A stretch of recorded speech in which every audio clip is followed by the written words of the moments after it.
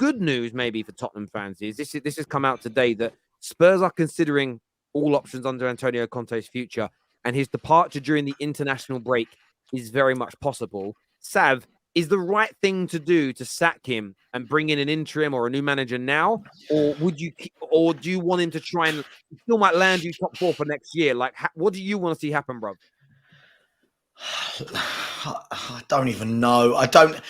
I'm just so numb to it, Terry. Look, at the end of the day, the guy's going at the end of the season. I think if he signs a new contract, he's crazy, having had an 18-month sample size to see how we operate.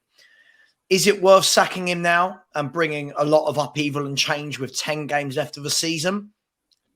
I'm not sure it is. Is he asking to be sacked? I'm not sure. All I know is this, Terry. This guy was never the right appointment. I told everybody and anybody I know at the time, this is not the right appointment for Tottenham Hotspur. You can't bring in a win-now manager to a shambles of a club, right? You bring in a win-now manager. For example, a win-now manager for me would be when Spurs finished second under Pochettino and he couldn't quite get over the line. That's the squad I want Antonio Conte picking up, right? With a couple of players sprinkled in and you go on, you're the winner. Now get them over the line. Bringing him in when you need to build an entire team, I just don't understand. That's not this guy, right? That's not who he is. So I'm not sure why people are surprised by what's happened. I'm not sure the fact that the guy signed an 18-month contract has got to be the biggest clue to everyone. Red flag, right? It's and what David, didn't it? Right? What a massive red flag. He signed an 18-month contract, and then people are going, "Get behind him."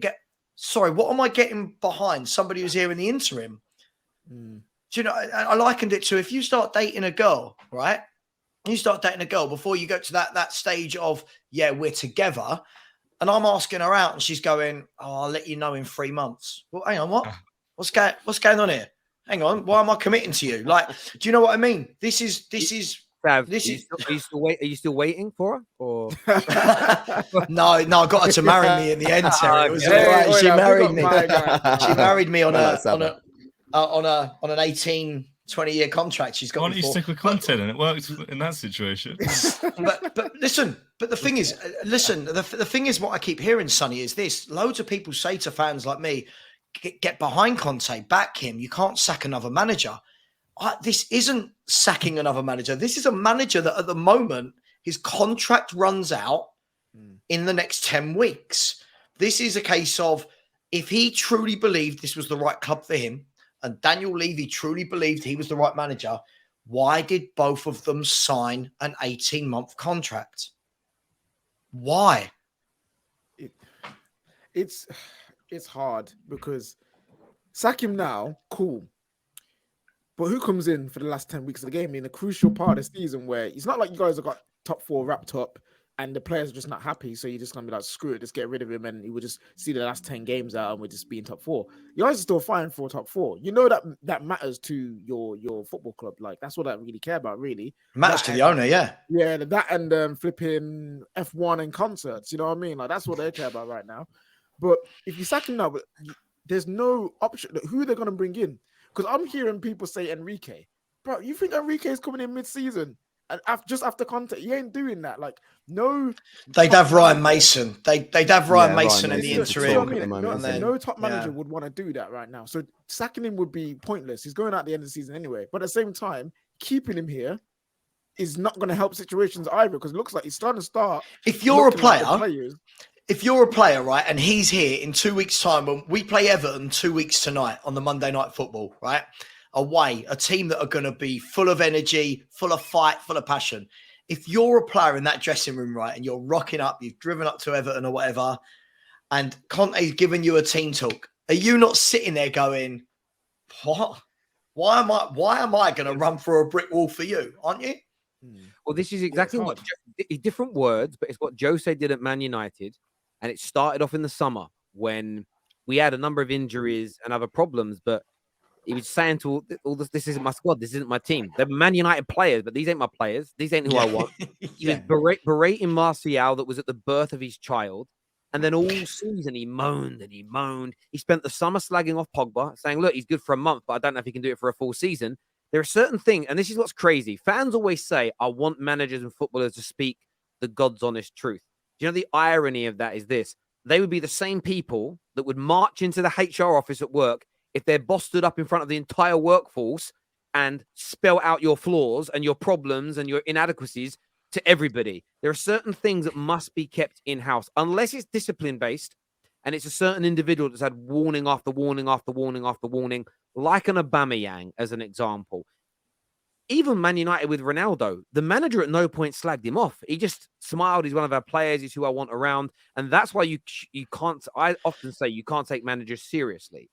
As in, you can't take them word for word seriously when they say things like, oh yeah, I'm really happy with Cristiano Ronaldo staying. He's part of our squad. Excited to work with him. And then everybody says, oh, see, the manager wanted him. The manager wanted him. He has to say that because it's professional. And it isn't even about the other players being hurt by that particular comment. It makes other players distrust you. What if I do something wrong? Is he going to out me? Is he going to slag me off in public? Players don't want that. They get enough shit as it is. And Antonio Conte, for me, has made, I don't think he's made a mistake. This is calculated. He wants that severance pain now. He wants to sail off into the sunset, have a little 6 months off, and then see what's happening, because he's going to be walking, well, he won't be walking away with huge amounts of money, but I still think he wants his last 2 or 3 months salary. Terry, there's rumors though that he's got a clause in the contract that says if he's sacked before his contract ends, he gets a year payout. Oh, I don't know. I've seen lots of things going around. He's going to get caught in bed with Harry Kane's wife or something. Yeah. So